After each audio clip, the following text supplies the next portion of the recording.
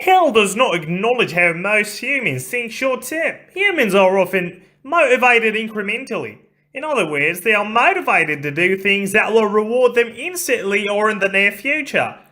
Humans who have a broader vision will extend their vision further and further, possibly always thinking about the afterlife as a motive. However, it seems like this is not very common. Thus, long-term vision is rather a luxury. If humans are struggling to reach their desired rewards in their current lives, how are they expected to have a vision broad enough to try to pursue a positive afterlife?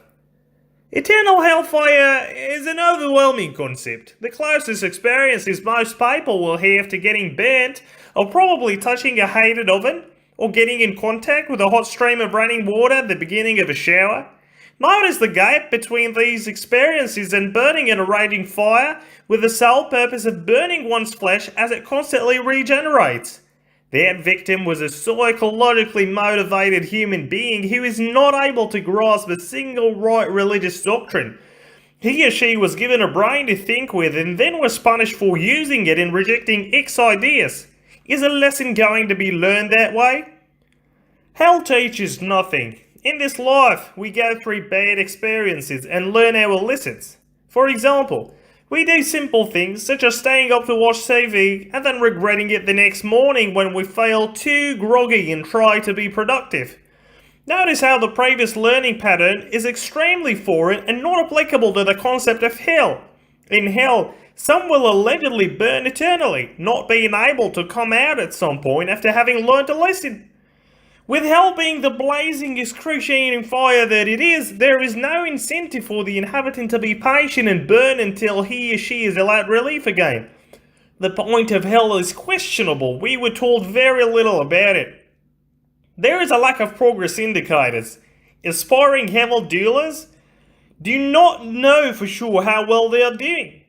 A university student constantly gauges his or her progress in classes by looking at things such as test scores. In terms of overall performance, the student could look at individual class scores and the GPA. However, Islam, which specifically has a scale of good and bad deeds, does not show its follower an equally intuitive way of knowing whether he or she is doing the right thing. Disbelievers and sinners do not get an immediate punishment from God to show that what they are doing is wrong.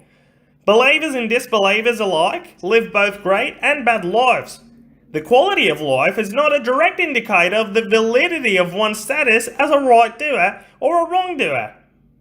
Good people will still burn.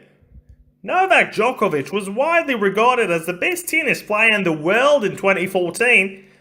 According to the ATP singles ranking, he was far ahead of his Spanish fellow tennis player, Rafael Nadal. An educated guess is that tennis takes up a large portion of Djokovic's thinking and time. It is pretty clear that he puts a lot of effort into his training that is both physically and mentally rigorous to be the best of the sport.